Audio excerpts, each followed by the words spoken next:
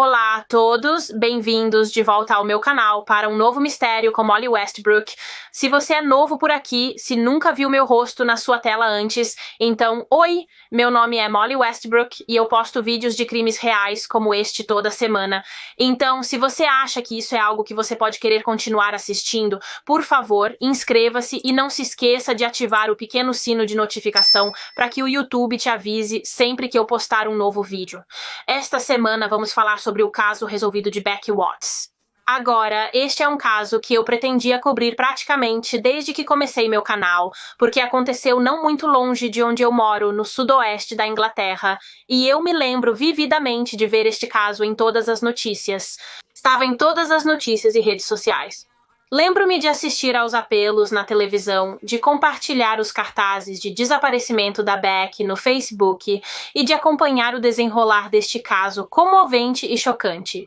Quando Becky desapareceu no início de 2015, uma grande busca policial foi rapidamente iniciada para tentar encontrá-la e, claro, todos estavam rezando para que ela fosse encontrada sã e salva. Mas, tragicamente, isso não foi o que aconteceu e foi um choque completo e absoluto quando as pessoas descobriram exatamente quem era responsável por este crime horrível.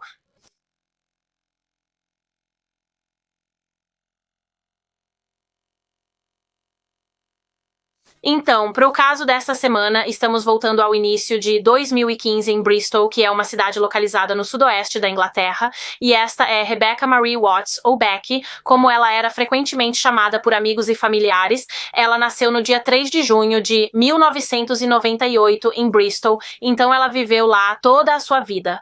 Sua mãe se chamava Tanya Watts e seu pai se chamava Darren, como eu disse, Darren Galsworthy. Becky tinha um irmão mais velho, Danny. Tanya e Darren o tiveram em 1995, então ele era cerca de 3 anos mais velho que Becky. No entanto, quando Becky nasceu, Tanya e Darren já não estavam mais juntos. Eles se separaram e nos primeiros anos de vida de Becky, ela morou com a mãe, Tanya, e o irmão mais velho, Danny. Mas os dois irmãos visitavam e ficavam com o pai, Darren, todos os fins de semana. No entanto, quando Becky tinha apenas 3 anos, ela e Danny foram levados para o cuidado dos serviços sociais, porque havia preocupações de que talvez eles não estivessem sendo bem cuidados em casa, e o pai deles, Darren, decidiu instantaneamente que queria lutar para obter a guarda total de ambos os filhos. Ele queria que eles morassem com ele em tempo integral, e em março de 2002, após uma longa batalha, isso foi o que aconteceu. O Tribunal de Família concedeu a ele a guarda total junto com sua nova parceira, Angie. Angie e Darren se conheciam há vários anos antes de finalmente ficarem juntos. Sempre houve aquela faísca entre eles, mas acho que muitas vezes era o caso de pessoa certa na hora errada. No entanto, quando a Becky tinha, acho que cerca de 2 anos, eles começaram a se ver de verdade e rapidamente se apaixonaram, e durante toda a situação de custódia, a Angie sempre esteve lá para o Darren ao lado dele, fazendo tudo o que podia para apoiá-lo. Percebi que mesmo com Darren tendo ganhado a custódia total de Danny e Becky, as crianças ainda viam a mãe, Tanya, com frequência. Becky ainda mantinha contato regular com a mãe até o momento em que este caso ocorreu. Ela apenas não morava mais com ela. Com 3 anos de idade, Becky obviamente agora morava com o pai Darren, o irmão mais velho Danny e a parceira do pai, Angie. E Angie também tinha um filho, um menino chamado Nathan Matthews. Angie teve Nathan com um parceiro anterior, embora Nathan não tivesse contato com seu pai biológico, então quando Darren entrou em sua vida, ele meio que se tornou essa figura paterna e Angie se tornou outra figura materna para Danny e Becky. Agora Nathan não morava com sua mãe Angie, ele na verdade morava com seus avós, mas ainda era muito, muito próximo de sua mãe.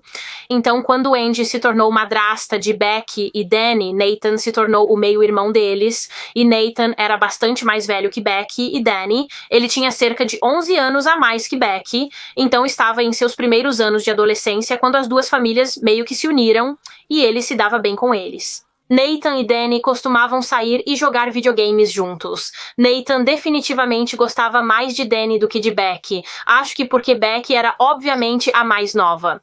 Geralmente ela era a que recebia mais atenção dos pais, Darren e Angie, e está sendo sugerido que Nathan frequentemente ficava bastante ciumento disso. Então ele nem sempre gostava tanto de Becky, mas é seguro dizer que Becky sempre o adorou. Ela realmente o admirava muito como seu irmão mais velho e, como se vê, a primeira palavra que ela já falou seria realmente Nathan. Na maior parte do tempo, essa agora família de 5 parecia funcionar bem e Beck teve uma infância bastante normal e feliz. No entanto, avançando para seus primeiros anos de adolescência, eles não foram tão bons. Beck realmente não teve um bom momento em sua adolescência. Ela realmente teve dificuldades no ensino médio, porque ela sempre foi uma garota muito, muito tímida, ainda mais quando ela estava fora de casa. Em casa com sua família, Andy e Darren, ela era o completo oposto, barulhenta, espirituosa e efervescente, pois se sentia muito à vontade com eles. Mas ela tinha muita dificuldade em conhecer e se misturar com novas pessoas. Ela achava difícil fazer novos amigos porque era muito tímida e isso, claro, não era ajudado pelo fato de que ela também era muito provocada na escola. Seu pai, Darren, disse que ela era frequentemente apenas provocada e intimidada por esses grupos maldosos de meninas. Eles apenas zombavam de Beck, eles zombavam de como ela parecia, eles comentavam sobre o peso dela, eles roubavam dela. Certa vez, roubaram a jaqueta nova que Beck usava para ir à escola. E embora seus pais, Andy e Darren, tenham ido à escola e pedido aos professores para cuidarem de Beck, o bullying realmente não parou. E, como você pode imaginar, isso teve um impacto enorme na saúde mental da Beck, especialmente os comentários sobre o peso dela. Ela foi chamada de gorda e feia tantas vezes por essas meninas horríveis que começou a acreditar nelas. Ela acreditava que precisava perder peso e então começou a restringir sua alimentação. Ela realmente só comia essas refeições prontas com baixo teor de gordura e mesmo assim ela não comia tudo. Ela se pesava constantemente, chegou a um ponto em que mal comia nada, então não tinha energia, frequentemente se sentia tonta e às vezes até desmaiava. Ela estava se exercitando demais e ficando cada vez mais magra.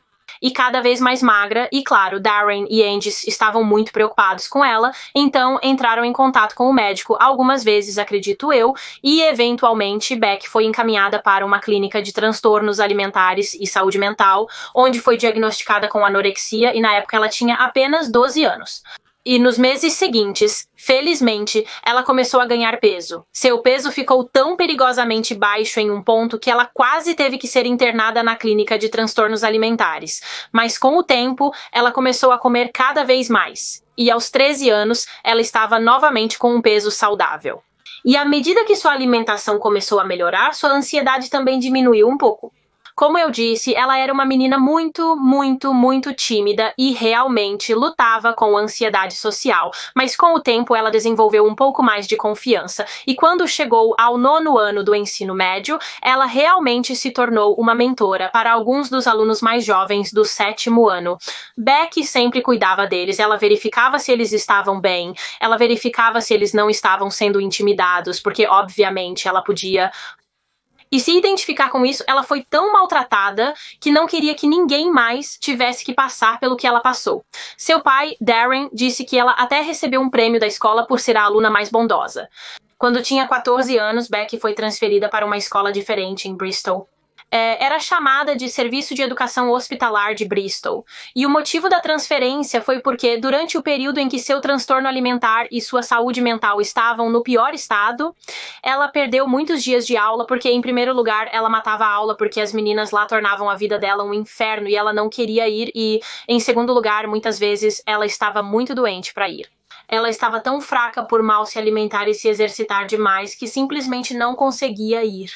Então, ela perdeu muita escola durante esse período de sua vida, o que significava que ela meio que tinha que recuperar o atraso e compensar isso frequentando essa outra escola que era especificamente para crianças que haviam perdido muita educação devido a problemas de saúde graves. E a experiência dela nesta escola foi completamente diferente da antiga. Ela realmente gostou de estar nesta nova escola. Não havia mais valentões. Imagino que ela tenha recebido muito mais apoio dos professores. Ela fez alguns novos amigos. Ela até começou a namorar.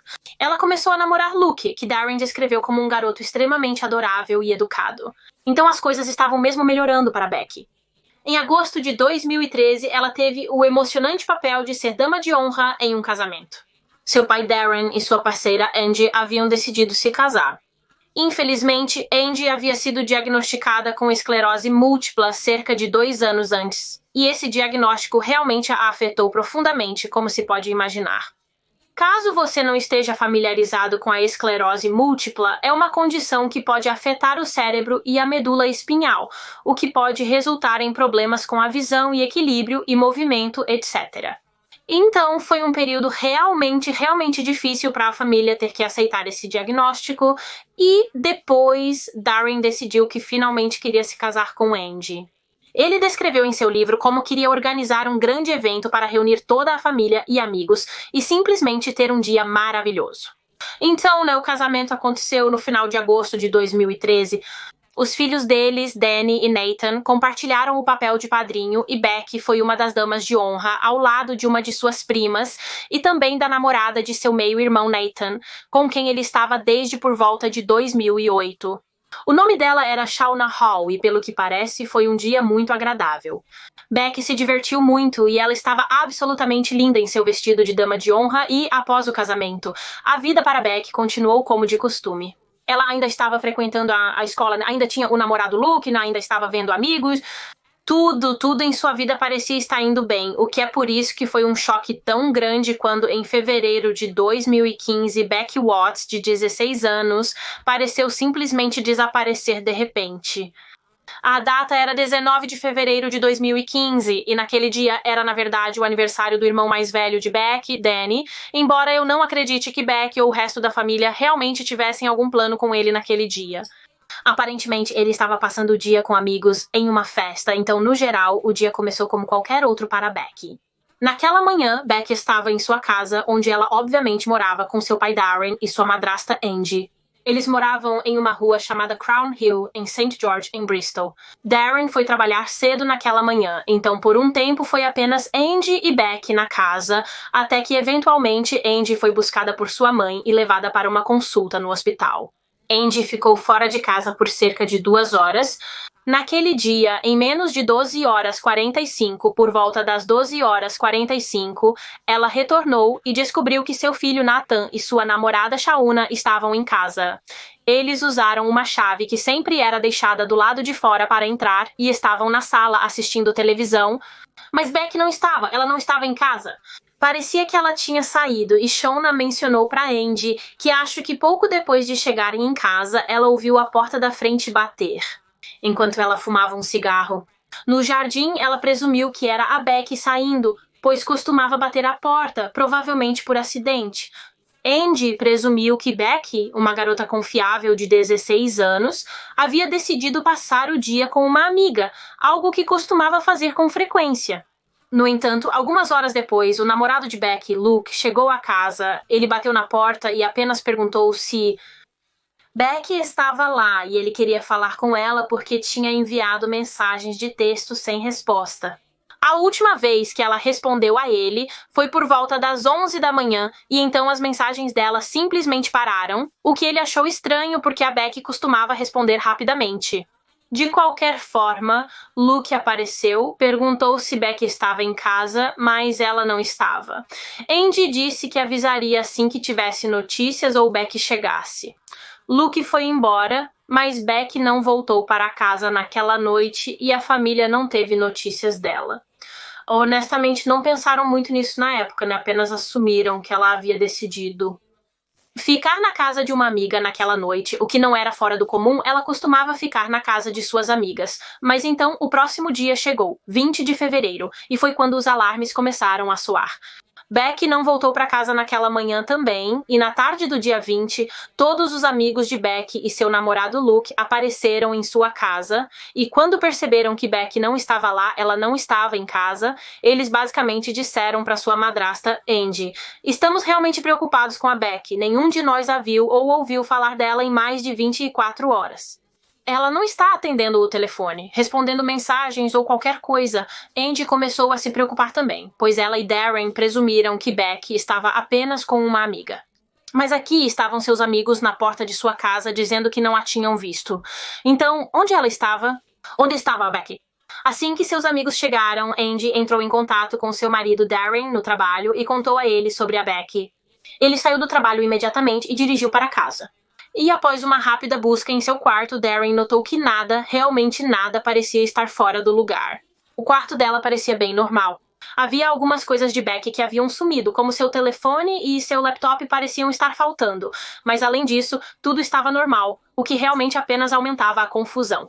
Estava tão fora do caráter de Becky não manter contato com as pessoas, mas também de simplesmente sair sozinha por causa de sua ansiedade social, e após ligar repetidamente para o telefone dela e ainda não obter resposta, seu pai Darren decidiu que era hora de entrar em contato com a polícia e denunciar sua filha de 16 anos como desaparecida. Darren ligou para a polícia por volta das 4 da tarde naquele dia, e algumas horas depois os policiais chegaram. Eles pegaram rapidamente os depoimentos da família sobre a última vez que todos viram Becky, como ela parecia a última vez que a viram, e então seu pai, Darren, fez uma postagem no Facebook. Ele postou uma foto de Becky e disse que ela estava desaparecida e apenas implorou por qualquer informação sobre seu paradeiro, e a postagem rapidamente ganhou muita atenção. Muitos compartilharam e republicaram. A notícia do desaparecimento de Becky se espalhou muito rapidamente pela área e áreas circundantes, e foi no dia seguinte, 21 de fevereiro, quando a investigação policial acho que realmente decolou. Agora, em uma grande cidade como Bristol, um adolescente desaparecer não é algo totalmente fora do comum. Muitos adolescentes na área de Bristol são relatados como desaparecidos todos os anos e geralmente não é tão sério. Na maioria das vezes, eles aparecem dentro de 24 horas ou mais e há uma explicação razoável. Mas o que parecia tão estranho para os detetives no caso de Becky era o fato de que não havia absolutamente nenhuma atividade em seu telefone.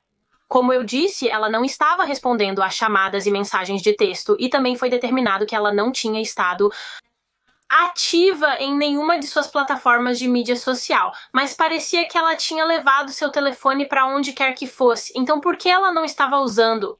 E você tem que lembrar que ela era uma adolescente, ela normalmente estava grudada naquele telefone, então, novamente, porque não houve nenhuma atividade dele. Acho que foi depois dessa realização que a polícia também começou a se preocupar que talvez algo sinistro tenha acontecido com a Becky. Cerca de 3-4 dias depois de ela ter sido vista pela última vez, a polícia de Avon e Somerset decidiu fazer um apelo público ao lado do pai da Becky, Darren, e de sua avó, Pat. E durante este apelo, eles imploraram por informações sobre o paradeiro da Becky e também apelaram diretamente para a Becky na remota chance de que talvez ela estivesse de alguma forma assistindo ao apelo. Assistindo a isso, por favor, volte para casa, nós te amamos muito.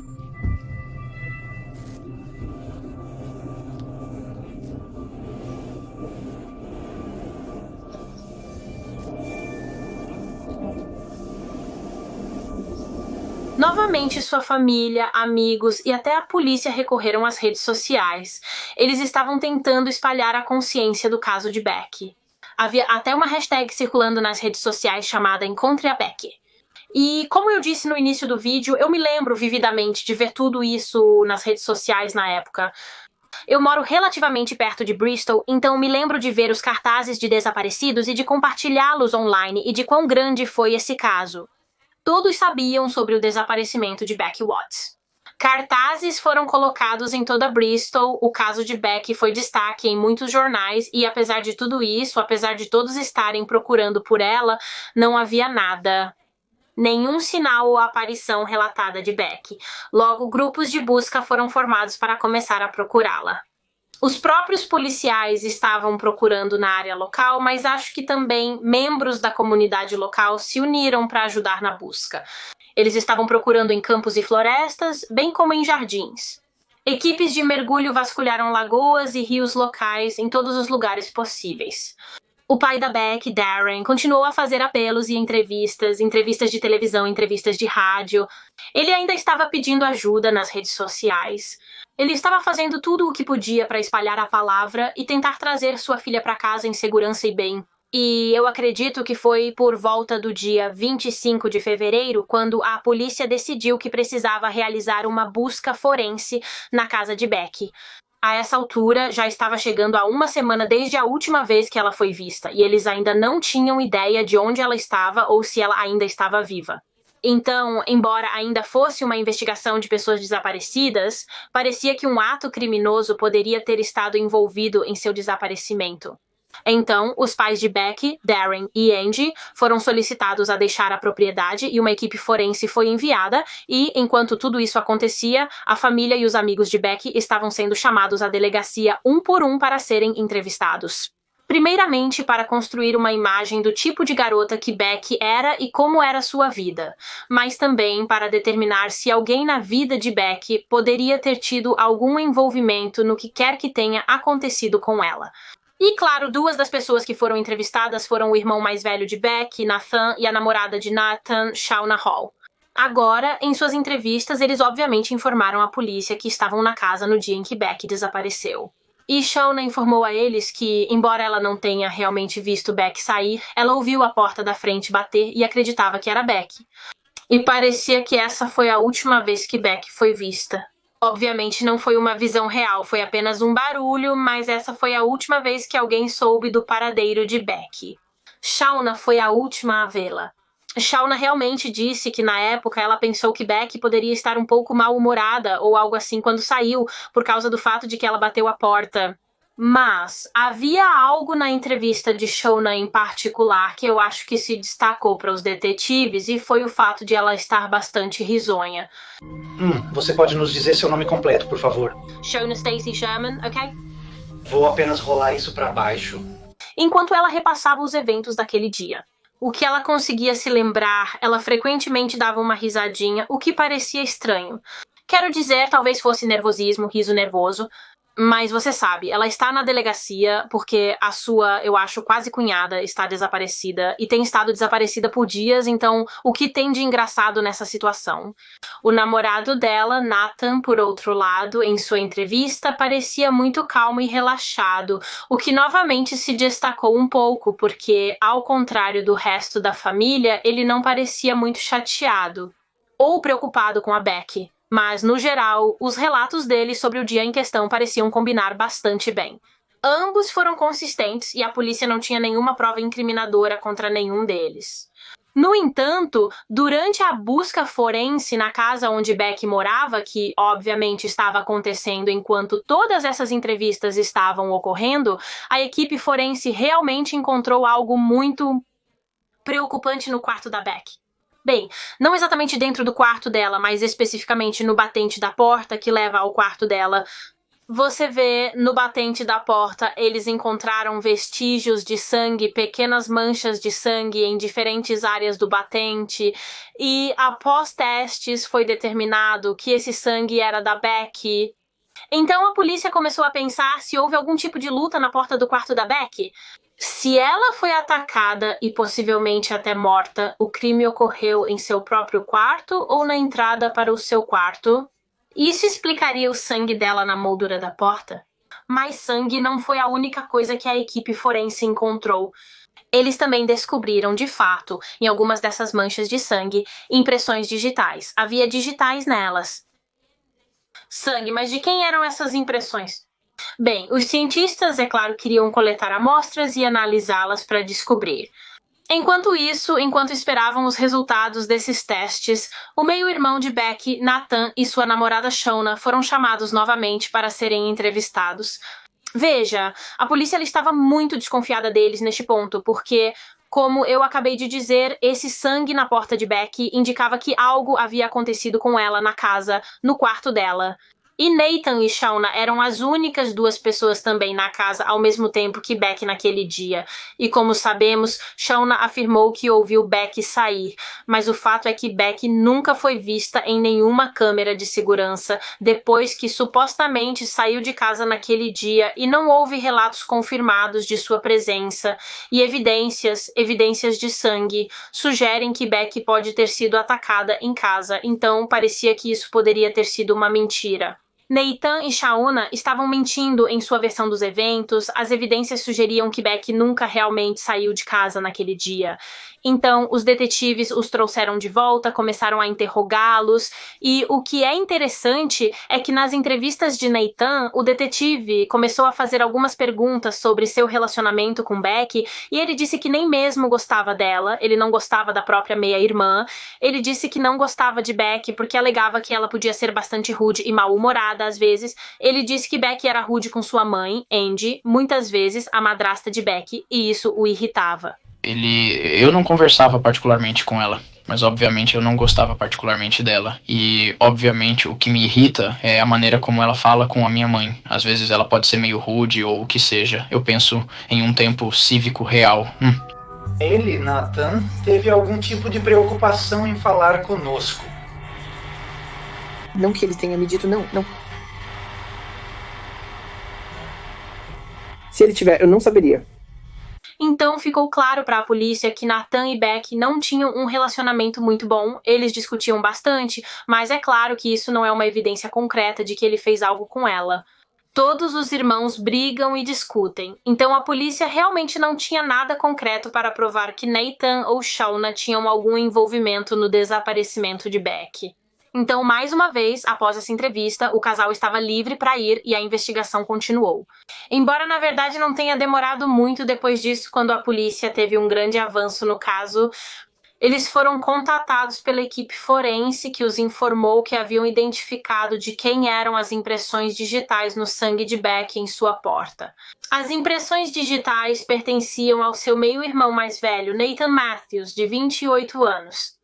E foi após receber esses resultados de teste que os detetives se convenceram de que Nathan havia feito algo com Becky. O fato de suas impressões digitais terem sido encontradas nas manchas de sangue dela nesta porta, não apenas na porta, no sangue dela na porta. Isso indicava que ele e Becky haviam se envolvido em algum tipo de luta violenta que ocorreu no quarto dela e, portanto, a decisão foi tomada de prender Nathan Matthews sob suspeita de sequestro. Ele não foi preso por assassinato porque a polícia ainda não sabia com certeza que Becky estava morta, então ele foi preso sob suspeita de sequestro junto com sua namorada, Shauna Hall, de 21 anos. Ela também foi presa. E isso aconteceu no dia 28 de fevereiro de 2015, uma semana e 2 dias depois que Becky desapareceu. E foi após a prisão deles que, é claro, a polícia teve que informar aos pais de Nathan e Becky, Darren e Angie, que eles acreditavam que provavelmente se tratava de um inquérito de assassinato e que Nathan e Shauna eram os principais suspeitos. E, como você pode imaginar, isso foi um choque devastador para Darren e Angie. Eles não podiam acreditar. Literalmente, quando a polícia os informou pela primeira vez, eles não podiam acreditar que era verdade que Nathan poderia ter sido capaz de assassinar sua própria irmãzinha. E eu nem consigo compreender o quão difícil deve ter sido para eles tentar aceitar isso, tentar até mesmo entender isso após a prisão deles. Eles foram, obviamente, levados para a delegacia, onde foram novamente interrogados. E Shauna, em seu interrogatório, apenas manteve a mesma história de que ela estava em casa naquele dia, ela pensou que tinha ouvido Becky sair e era isso. Era tudo o que ela sabia. Você tem alguma preocupação ou suspeita que Nathan ou qualquer outro membro da sua família ou família extensa possa ser responsável pelo desaparecimento dela? Não. Por que você tem tanta certeza? Porque nenhum deles faria algo assim. Houve algo que aconteceu que poderia ser significativo no desaparecimento da Rebecca?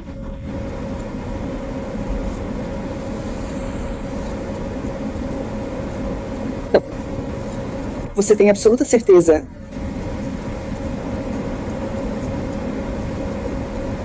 Sim, mas os detetives não acreditaram nela e até disseram a Shauna que sabem que ela sabe mais sobre isso do que está deixando transparecer.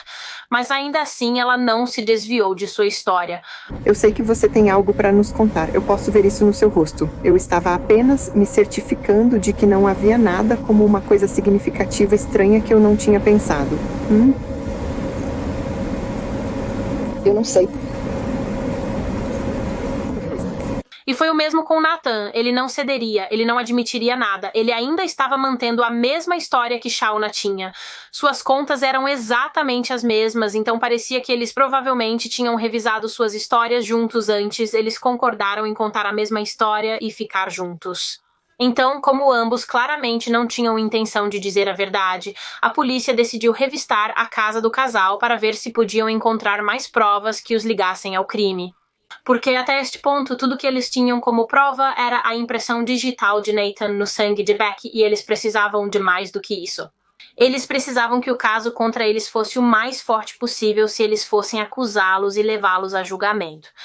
Nathan e Shauna moravam juntos em uma casa na Cotton Mill Lane, em Bristol, que fica a pouco mais de 1 milha de onde Beck morava, em Crown Hill, St. George. E eu acredito que eles moravam lá com os avós ou avó de Nathan e também com o filho pequeno deles. Nathan e Shauna, na verdade, tinham um filho juntos. Não há muita informação disponível sobre essa criança por razões óbvias. Nem mesmo sei se era menino ou menina. Mas, de qualquer forma, a polícia e uma equipe forense entraram na casa e, sinceramente, estava uma completa e total bagunça. Havia coisas por toda parte. Estava tão bagunçado, até mesmo para a polícia entrar na casa foi difícil. Eles tiveram dificuldade para abrir a porta da frente porque havia 2 refrigeradores aleatórios atrás da porta. Havia tantas coisas em cada cômodo. A maioria dos cômodos estava abarrotada com seus pertences, cada um era uma bagunça. Todos os cômodos, exceto, aparentemente, o banheiro no andar de cima. O banheiro estava parcialmente bagunçado e cheio de coisas. Aparentemente havia um forno e um micro-ondas que tinham sido deixados lá, você não conseguia chegar à pia. Mas então, incrivelmente, quando você olhava ao redor do cômodo, a outra metade estava imaculada, a banheira em particular estava excepcionalmente limpa. Agora, isso se destacou muito para os detetives, o fato de a banheira em particular estar tão limpa, porque quando eu digo que estava limpa, eu quero dizer limpa, estava literalmente impecável e reluzente. Na verdade, parecia que havia sido meticulosamente esfregada e lavada com produtos de limpeza muito recentemente. E claro, isso se destacava porque o resto da casa era o completo oposto.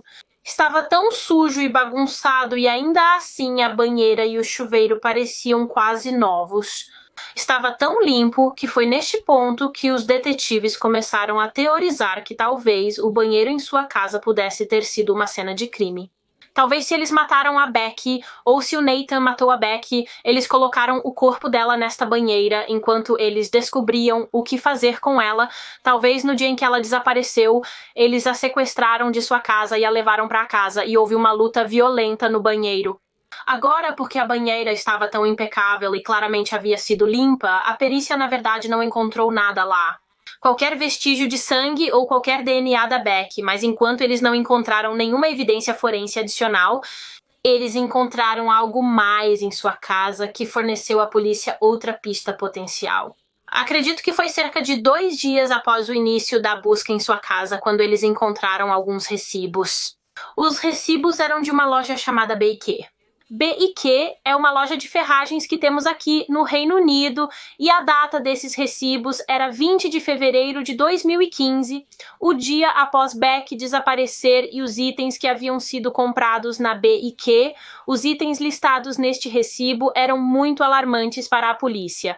O recibo mostrava que a pessoa que foi a B&Q naquele dia havia comprado algumas luvas, óculos de proteção, uma máscara facial e também uma serra circular.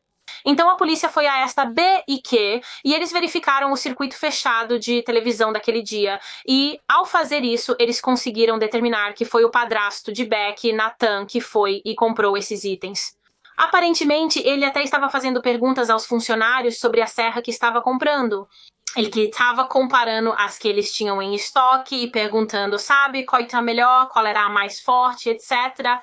E, além das evidências do circuito fechado de televisão do B&Q, a polícia também eventualmente obteve imagens de circuito fechado de televisão de Nathan e Shauna em outra loja comprando produtos de limpeza após o desaparecimento de Beck, bem como alguns outros itens como sacos pretos e filme plástico. E foi após a descoberta desta evidência que, no dia 2 de março de 2015, ambos foram presos novamente, desta vez sob suspeita do assassinato de Becky Watts. Mesmo que seu corpo ainda não tivesse sido encontrado, a polícia estava confiante de que Becky estava morta. Ela havia sido vítima de um homicídio. Agora, quando foram presos novamente e seus interrogatórios continuaram, a polícia na verdade não lhes disse quais evidências haviam obtido contra eles. Eles queriam guardar essa informação por enquanto. Então, eles não lhes contaram sobre a descoberta do recibo do B&Q, nem sobre as imagens de circuito fechado de televisão, nem sobre o fato de que a impressão digital de Nathan foi encontrada no sangue de Beck em sua porta. Eles não lhes contaram nada disso, embora tenham dito a Nathan que enviaram equipes forenses para revistar sua casa. Acho que apenas para que ele soubesse que os detetives estavam atrás dele, para que ele se sentisse muito pressionado. Porque talvez isso o levasse a fazer ou dizer algo incriminador. Talvez ele até confessasse. E sabe de uma coisa? No final, foi exatamente isso que aconteceu. No final da noite, no mesmo dia em que o casal foi preso novamente, no 2º de março de 2015, cerca de 11 dias depois de Becky ter sido vista viva pela última vez, Nathan Matthews, de 28 anos, fez uma confissão à polícia ao lado de seu advogado. Ele preparou uma declaração na qual confessou ser responsável pela morte de sua meia-irmã Becky. Embora ele tenha negado tê-la assassinado, ele alegou que a morte dela foi um acidente. Muito útil. Nos foi fornecida uma declaração escrita preparada e o que gostaríamos de fazer agora, Nathan, é que isso seja contado na gravação da entrevista. Eu realmente tenho que ouvir isso. Posso colocar meus dedos nos meus ouvidos? Sim, obrigado. E eu tenho a declaração dele aqui para ler para você. Acredito que a declaração completa seja um pouco mais longa do que esta. Esta é uma versão condensada. Então diz: eu, Nathan Charles Matthew, aceito que sou responsável pela morte de Rebecca Watts. No dia 19 de fevereiro de 2015, compareci a Crown Hill, St. George, Bristol com minha namorada, Shauna Hall. No meu carro, eu tinha uma bolsa grande, um dispositivo de choque, algemas, fita adesiva e máscara. Desenvolvi uma ideia para assustar Rebecca sequestrando-a. Eu queria assustá-la e ensinar-lhe uma lição. Acreditava que ela era egoísta e que o comportamento dela em relação à minha mãe era um risco para a saúde dela. Alguns minutos após chegar, Shauna disse que queria um cigarro e foi para o jardim. Fui até o porta-malas do meu carro, peguei uma bolsa que continha os itens, depois subi para o patamar antes de bater na porta da Rebecca. Ela respondeu, o quê ou olá? E eu disse, posso te ver um minuto? Não posso ter certeza de qual ordem as coisas aconteceram, mas usei os itens que tinha para subjugar a Rebecca. Durante a breve luta, minha máscara escorregou e a Rebecca conseguiu ver meu rosto. Isso me causou pânico e eu a estrangulei enquanto ela estava parcialmente dentro da bolsa. Então, essa foi a declaração do Nathan, essa foi a confissão dele, e eu digo confissão porque a maioria das pessoas não acredita que essa confissão foi 100% verdadeira, que isso foi apenas um plano de sequestro que deu errado, mas vamos entrar nisso em breve. Depois de dar sua declaração, Nathan Matthews então contou à polícia o que fez com o corpo da Becky. Ele admitiu que usou a serra circular que havia comprado na B&Q para desmembrá-la. Ele desmembrou sua própria irmãzinha. Depois de matá-la em sua casa, ele colocou o corpo dela em uma mala e então colocou essa mala em seu carro. Ele depois dirigiu para sua casa, carregou Becky para a banheira e foi lá que o desmembramento aconteceu. Depois de cortá-la em várias partes diferentes, ele embrulhou os restos dela em filme plástico e os colocou em sacos e caixas. Ele provavelmente cobriu o corpo dela com areia de gato para tentar disfarçar o cheiro do cadáver. E então ele realmente levou as partes do corpo para a casa de um amigo. Os nomes deles eram Carl Demetrius e sua namorada Jadine Parsons, e eles moravam em Barton Hill, em Bristol. E aparentemente Nathan ofereceu a ambos uma grande quantia em dinheiro se eles concordassem em deixá-lo esconder algo no galpão do jardim deles. E eles concordaram, embora afirmassem que estavam completamente inconscientes do que exatamente era que Nathan queria que eles escondessem, ele não contou a eles. Matthews também disse que 2 outros homens o ajudaram a transportar as bolsas contendo as partes do corpo para o galpão. Novamente, aparentemente eles estavam completamente inconscientes do que exatamente estava nessas bolsas. Um desses homens era, na verdade, o irmão de Carl Demetrius Donovan e o outro homem se chamava James Ireland. Então, tanto James quanto Donovan foram eventualmente acusados em relação a este crime, no entanto, eles foram finalmente inocentados desta acusação, eles não foram condenados. Embora Carl e Jadine tenham sido, mas falaremos sobre isso um pouco mais tarde no vídeo. Justamente no dia seguinte à confissão de Nathan, no dia 3 de março, a polícia foi à casa de Carl e Jadine e, com certeza, dentro do galpão do jardim deles, encontraram partes de um corpo humano. Eles foram recuperados e levados ao médico legista que determinou que Nathan havia cortado Becky em aproximadamente 8 ou 9 pedaços separados, sendo a cabeça um deles. Ele realmente a decapitou. Foi determinado em sua autópsia que a causa da morte de Becky foi asfixia, mas ela também tinha várias outras lesões em seu corpo, pelo menos 40 outras lesões. Ela estava absolutamente coberta de hematomas e ferimentos de autodefesa, de onde ela tentou com todas as forças lutar pela sua vida. Mas ela também sofreu muitos ferimentos de facada. Foi determinado que, após a morte dela, Nathan realmente a esfaqueou no abdômen 15 vezes, o que, claro, não se encaixa com a história de acidente que ele estava tentando contar. Se ele realmente não pretendia matá-la, por que diabos ele a esfaqueou 15 vezes? Depois que ela morreu, vamos à verdadeira história do acidente. Então, como sabemos pela declaração, a história de Nathan era que ele nunca teve a intenção de matar Becky. Ele nunca quis que ela morresse. Ele alegou que basicamente só queria sequestrá-la e dar-lhe uma lição, porque na opinião dele ela era mimada, rude e ingrata, e ela, em suas palavras, citação, precisava ser mais agradecida pela vida. Então ele decidiu assumir a responsabilidade de, eu acho, discipliná-la à sua própria maneira doentia. Acho que ele disse que seu plano era sequestrá-la e levá-la para uma floresta em algum lugar onde ele a ameaçaria.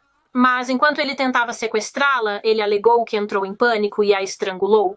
Acredito que ele alegou que estava apenas tentando estrangulá-la até ela perder a consciência, mas na verdade ele a matou. Ele a estrangulou até a morte. Honestamente, de certa forma, para mim, parece que ele está tentando culpar a Becky pela própria morte dela. Foi culpa da Becky que ela morreu, porque se ela não tivesse sido tão rude e ingrata pelas coisas na vida, então ele não teria que fazer o que fez. Ele não precisaria ensiná-la uma lição se ela não fosse uma pessoa tão ruim. Mas eu quero dizer, na realidade, ele era a pessoa ruim que ele estava descrevendo. Ele estava dizendo todas essas coisas sobre como a Becky era horrível, quando na verdade ele era muito cruel. Ele era uma pessoa terrível, ele era um valentão com a Becky. No livro do pai da Becky, Darren, ele descreve como o Nathan nunca realmente gostou da Becky. Desde o momento em que ela entrou em sua vida, quando tinha cerca de 2, 3 anos de idade e ele tinha 14, ele praticamente a odiava. Como mencionei anteriormente, sendo a mais nova, sendo apenas uma criança pequena, Becky frequentemente exigia mais atenção de seus pais, de Darren e sua madrasta Angie, do que Nathan e seu outro irmão Danny. É assim que funciona nas famílias, como uma de 5 filhos. Posso dizer com segurança que meu irmão mais novo sempre recebeu a maior atenção dos meus pais porque ele precisava mais deles. Mas Nathan quase odiava Becky por isso. Ele ficava tão ciumento sempre que sua mãe Angie passava tempo com Becky, e mesmo quando ambos ficaram mais velhos, mesmo quando Nathan era adulto, eu não acho que esse ciúme realmente desapareceu. Se você se lembra, ele afirmou em sua declaração que Becky tratava Angie como lixo. Ela deixava coisas para Angie tropeçar, deixava a casa uma bagunça, e ele, como filho dela, estava preocupado que isso afetaria a saúde dela. Piorar a esclerose múltipla dela, mas, para ser honesta, pelo que eu li, era o oposto. Era Nathan que tratava a mãe terrivelmente. Aparentemente, ele chamava a Angie de uma citação idiota, e ele brincava sobre isso com Shauna, mesmo que sua mãe tivesse feito tanto por ele.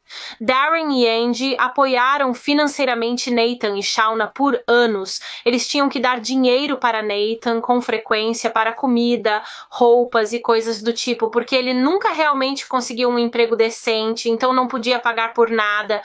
Mas sim, pelo que eu posso entender, era Nathan quem tratava Angie mal, não Becky. Angie e Becky sempre tiveram um relacionamento muito, muito bom e amoroso. Tenho certeza que elas discutiam e brigavam às vezes, mas que mãe e filha não discutem ocasionalmente. Mas a pessoa que Nathan tratava pior em toda a sua família era, claro, a Becky. Como mencionei, ele era apenas um valentão para ela. Ele a chamava de feia e gorda, enquanto ela, aos 12 anos, passava por um transtorno alimentar. Quando ela estava literalmente anoréxica, ele a chamava de gorda, e eu nem consigo começar a imaginar o quanto de impacto isso deve ter tido nela, o quanto de dano essas palavras fizeram ao seu estado mental. Ela já estava sendo intimidada na escola por garotas horríveis, e agora também estava sendo intimidada pelo próprio irmão mais velho. Ele também acusou a Becky de inventar tudo isso por atenção. Ele afirmou que a anorexia dela era apenas uma tentativa desesperada desesperada de conseguir mais atenção e que ela estava gostando disso. Ela estava gostando de ver todos preocupados com ela. Outra maneira que Nathan intimidava Becky era tentando assustá-la o tempo todo. Houve tantas ocasiões em que ele pulava e tentava assustá-la e, sabe, todos nós já fizemos isso com alguém antes. Todos já dissemos "bu" quando alguém chegava só pra rir um pouco. Mas Nathan fazia isso tão frequentemente com Becky que já não era mais engraçado. Chegou a um ponto em que estava começando a traumatizar a Becky. Ele chegou a ameaçar matar a Becky em certo ponto. Ele contou a ela em detalhes exatamente como a mataria. Nathan a aterrorizava tanto que, durante uma de suas sessões de aconselhamento que ela frequentava enquanto passava por seu transtorno alimentar, ela chegou a dizer ao seu conselheiro que nem sempre se sentia segura quando estava perto dele. Ela não se sentia segura perto de seu irmão mais velho.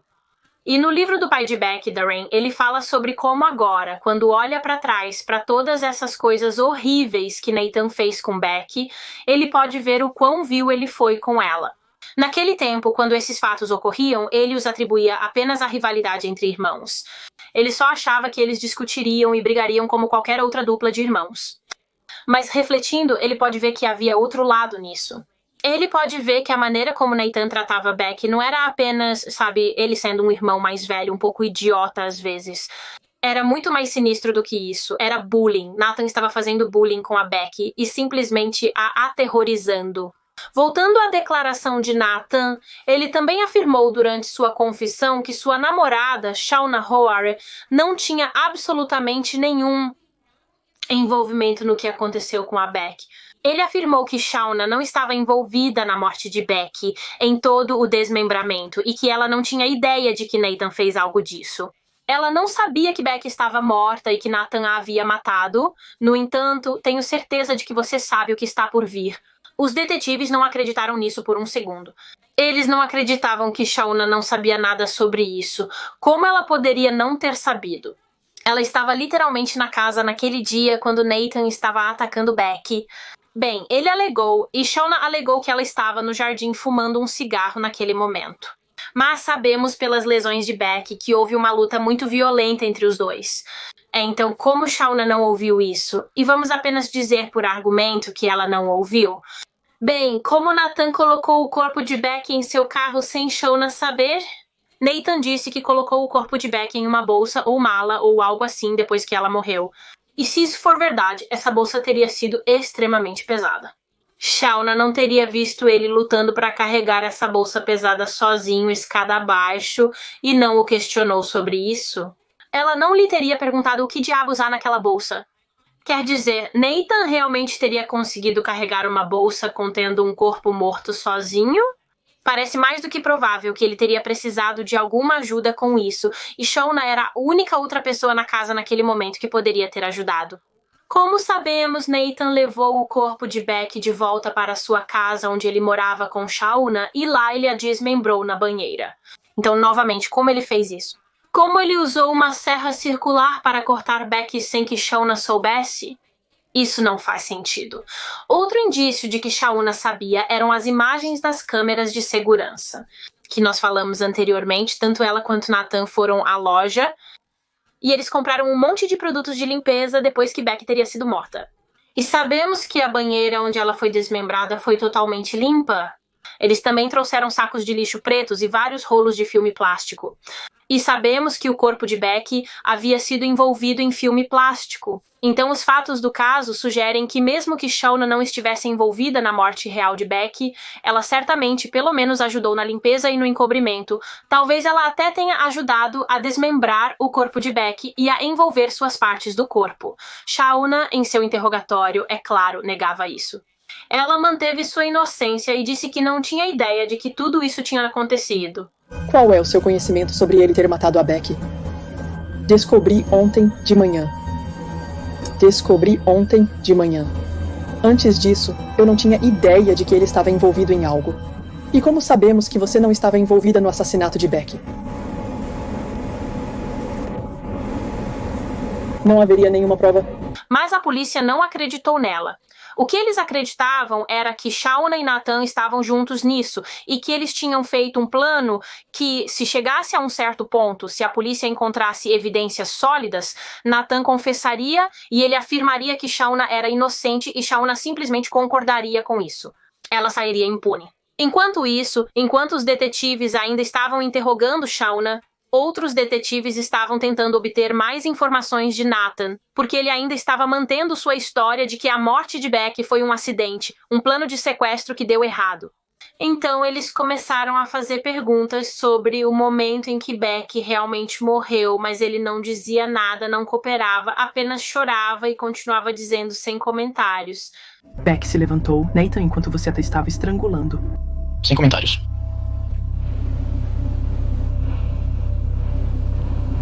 Em que grau ela estava incapacitada então, sem comentários? Ela estava consciente no momento em que você a estrangulou. Sem comentários. Nos dias que se seguiram, tanto Nathan quanto Shauna foram acusados em relação a este crime. Agora, Nathan foi, claro, acusado de assassinato, enquanto Shauna foi apenas acusada de perverter o curso da justiça. Os detetives queriam acusá-la de assassinato como Nathan, porque acreditavam de todo o coração que ela estava envolvida e que estava ciente disso. Mas, neste ponto da investigação, eles não tinham as provas para comprovar isso. Então, enquanto continuavam procurando por evidências que ligassem Shauna ao crime, eles apenas a acusaram de perverter o curso da justiça para que pudessem mantê-la detida por enquanto. E assim, a investigação continuou e uma coisa que a polícia decidiu fazer durante sua busca por evidências adicionais foi investigar os dispositivos eletrônicos de Nathan e Shauna. Então, seus computadores, laptops e telefones, apenas para ver se havia algo incriminatório neles. E como se vê, havia muitas evidências recuperadas de seus dispositivos. No laptop de Nathan, eles descobriram um vídeo pornográfico de uma adolescente da mesma idade que Beck sendo violentamente estuprada. Foi então que os detetives começaram a pensar isso poderia ter desempenhado um papel no que ele fez com Beck. Poderia ter havido um motivo sexual para este crime? Descobriu-se, na verdade, que Nathan assistia a muita pornografia que tinha tudo a ver com adolescentes. Meninas adolescentes da escola, ele assistia praticamente todos os dias. Então, é claro que Nathan era atraído por meninas jovens da idade de Beck. Quero dizer, quando ele começou a ver Shauna em 2008, ele tinha 21 anos e ela tinha 14 anos, 7 a menos que ele. Ela era uma criança, então ele basicamente a preparou e na época tentou levar Shauna de volta para a casa de Andy e Darren, alegando que ela tinha 19 anos, mas Darren sabia que ela não tinha. Dava para perceber, olhando para Shauna, que ela era muito mais jovem do que 19 e então ele basicamente disse para Nathan ir embora. Ele disse que não a traria para casa até que pudesse provar, através de um documento de identidade ou certidão de nascimento, que ela era maior de idade. E claro, Nathan não pôde provar isso porque Shauna não era naquela época. Ele não pôde provar até 2 anos depois, em 2010, quando ela realmente fez 16 anos. Shauna afirmaria mais tarde que Nathan foi incrivelmente abusivo com ela durante praticamente todo o relacionamento deles. Ela afirmou que ele era extremamente controlador e ficava muito ciumento quando ela estava perto de outros homens. Ele era fisicamente abusivo e violento. Ela disse que havia momentos em que ele a agarrava pelos cabelos e a puxava. Ela afirmou que ele a estrangulou antes de envolver as mãos em seu pescoço. Ela descreveu como, em uma ocasião, após uma discussão, ele pulou sobre ela e, usando um garfo, começou a se esfaquear no peito. E, claro, ele foi sexualmente abusivo, pelo menos nos primeiros anos de relacionamento deles, porque Shauna tinha apenas 14 anos quando começaram a namorar. Ela não poderia ter consentido em fazer sexo com ele, mesmo que quisesse, porque é ilegal. E acredito que esse tipo de coisa aconteceu várias vezes. Mesmo antes de Shauna, Nathan tentava namorar e trazer para casa garotas realmente muito jovens. Acho que algumas delas eram até mesmo tão jovens quanto 12 anos de idade. E claro, Darren e Andy nunca permitiriam isso. Eles diriam para ele voltar e levar essas garotas de volta para casa para seus pais. Não tenho certeza se a polícia foi informada sobre seu comportamento na época. Espero que sim, porque honestamente é simplesmente repugnante. Mas além da descoberta da pornografia, a polícia também recuperou algumas mensagens de texto entre Shauna e Nathan. E essas mensagens de texto eram basicamente do casal discutindo suas fantasias sexuais que compartilhavam, nas quais eles sequestravam e abusavam sexualmente de meninas adolescentes. Eu encontrei algumas das mensagens de texto entre eles em alguns artigos de notícias, então vou lê-las rapidamente. Acredito que essa troca de mensagens de texto específica foi de 2014, apenas um ano antes de Becky ser morta. Nathan enviou uma mensagem para Shauna dizendo, citação, "Foda-se, traga-me 2 lindas colegiais então." Ao que Shauna respondeu dizendo, lol, sim, eu vou simplesmente sequestrá-las da escola. E então, mais tarde, naquele mesmo dia, Shauna enviou uma mensagem para Nathan dizendo, citação, acabei de ir ao Cost Cutter e vi uma garota muito bonita e pequena, quase a nocauteei para trazer para casa, lol, xoxo. Nathan respondeu a isso dizendo, citação, não me venha com quase agora, porra, faça isso, vadia. E Shauna disse, citação, para um MFA, sim, eu vou apenas voltar no tempo para quando eu a vi, viajar no tempo com ela para o nosso sótão, lol, xoxo. Ambos, os dois, queriam sequestrar um jovem, menina, adolescente, uma criança, e levá-la de volta ao sótão, provavelmente com a intenção de fazer coisas verdadeiramente repugnantes com ela. E sim, como eu disse, quando a polícia descobriu tudo isso, eles começaram a pensar que talvez houvesse um elemento sexual neste crime, no assassinato de Becky. Talvez Nathan fosse realmente atraído por sua própria meia-irmã, Becky. Isto é, ela tinha a mesma idade das garotas que ele geralmente se interessava, as garotas que ele via nos vídeos pornográficos. Talvez ele realmente pretendesse sequestrar Becky naquele dia, não porque queria ensinar-lhe uma lição, mas porque queria levá-la de volta para seu sótão, amarrá-la e abusar sexualmente dela, mas no final ele não conseguiu. Becky estava resistindo demais, então ele simplesmente a matou ali mesmo e talvez Shauna estivesse envolvida. Essas mensagens claramente indicam que ela compartilhava as fantasias doentias e distorcidas de Nathan sobre sequestrar uma adolescente, então talvez ambos decidiram tornar suas fantasias realidade e sequestrar Becky. A polícia questionou Shauna sobre essas mensagens de texto depois que as recuperaram. No entanto, Shauna não disse nada sobre elas, ela apenas disse, sem comentários, acabei de ir ao Cost Cutters e vi uma gata muito grande, garota bastante pequena, quase a nocauteei para trazê-la para casa RSRs, e tem cruzes e zeros. Shauna, o que você pode me dizer sobre isso? Sem comentários. Estou certo em pensar que essa garota era semelhante a Becca's age. Sem comentários. Mas as mensagens de texto não foram a única coisa que sugeriu que Shauna tinha uma participação maior neste crime do que ela estava deixando transparecer. Outra coisa que os detetives descobriram no telefone de Shauna foi que na noite do mesmo dia em que Becky foi morta, ou seja, depois que ela estava morta, Shauna pesquisou no YouTube, "Você quer esconder um corpo?"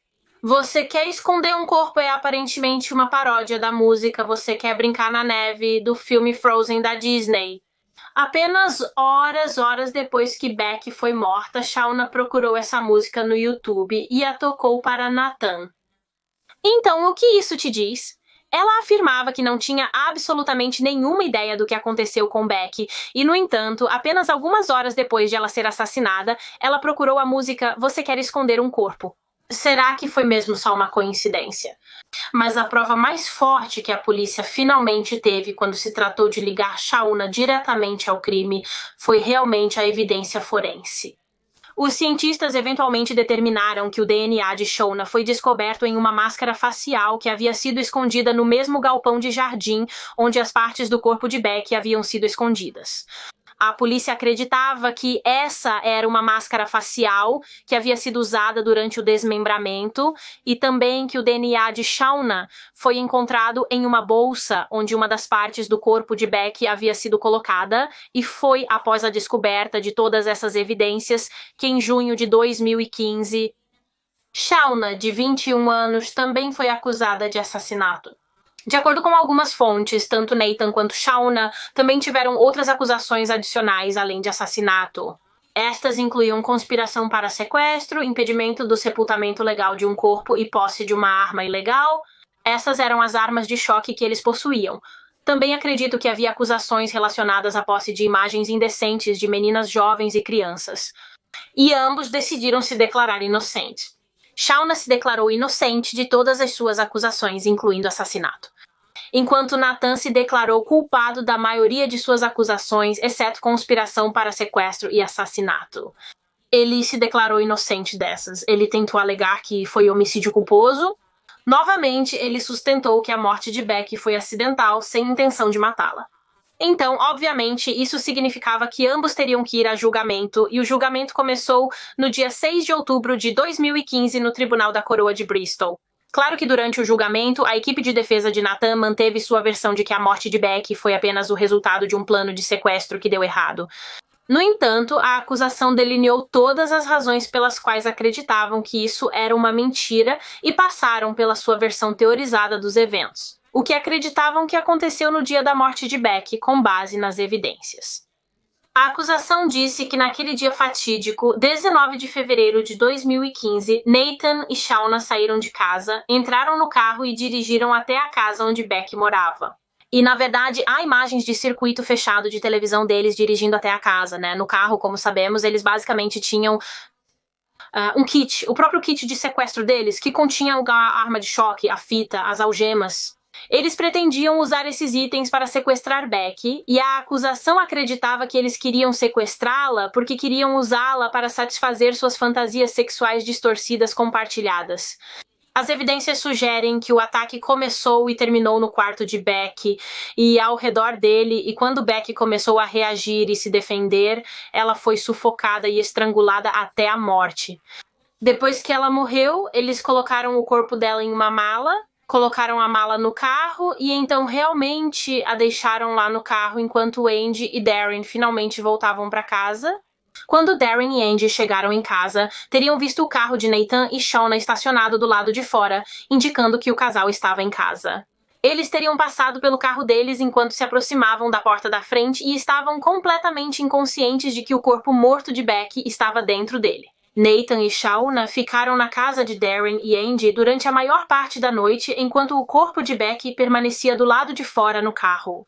Eles até pediram um takeaway chinês lá, que comeram no jantar, e, eventualmente, Shauna e Nathan saíram e voltaram para o endereço deles. Quando chegaram em casa, colocaram o corpo de Becky na banheira e acredita-se que foi então que Nathan pegou uma faca e esfaqueou Becky no abdômen 15 vezes. Ele alegou mais tarde que fez isso, esfaqueou-a porque pensou que isso drenaria o fluido corporal dela. Como sabemos, Nathan foi à loja B e que, no dia seguinte à morte de Becky, e lá ele comprou uma serra circular, entre outros itens, e usando a serra ele desmembrou o corpo de Becky, e a maioria das pessoas acredita que Shauna o ajudou nessa parte. Eles não acreditam que ele poderia ter feito isso sozinho? O casal cortou o corpo de Becky em 8 partes e embrulhou cada uma em filme plástico. Eles colocaram os restos dela em caixas e sacos e malas e então ofereceram aos amigos Carl Demetrius e J. Jean Parsons uma grande quantia de dinheiro se eles escondessem esses sacos e caixas em seu galpão de jardim. Como sabemos, eles o fizeram. Depois disso, Nathan e Shauna usaram vários produtos de limpeza para eliminar completamente as evidências da banheira e seguiram com a vida normalmente. Quando Becky foi relatada como desaparecida, eles fingiram que não tinham ideia do que havia acontecido com ela. Eles assistiram enquanto a família e os amigos de Becky estavam tão angustiados porque estavam muito preocupados com ela e não sabiam onde ela estava, e o tempo todo eles sabiam o paradeiro de Becky. Eles sabiam que ela estava morta e que seu corpo desmembrado estava deitado em um galpão de jardim. O julgamento durou cerca de 5 semanas no total e no dia 11 de novembro de 2015 o júri se retirou para deliberar. Quando retornaram após cerca de 3 horas e meia, eles anunciaram seu veredito. O júri considerou Nathan Matthews, de 29 anos, culpado pelo sequestro e assassinato de sua meia-irmã Becky Watts, de 16 anos.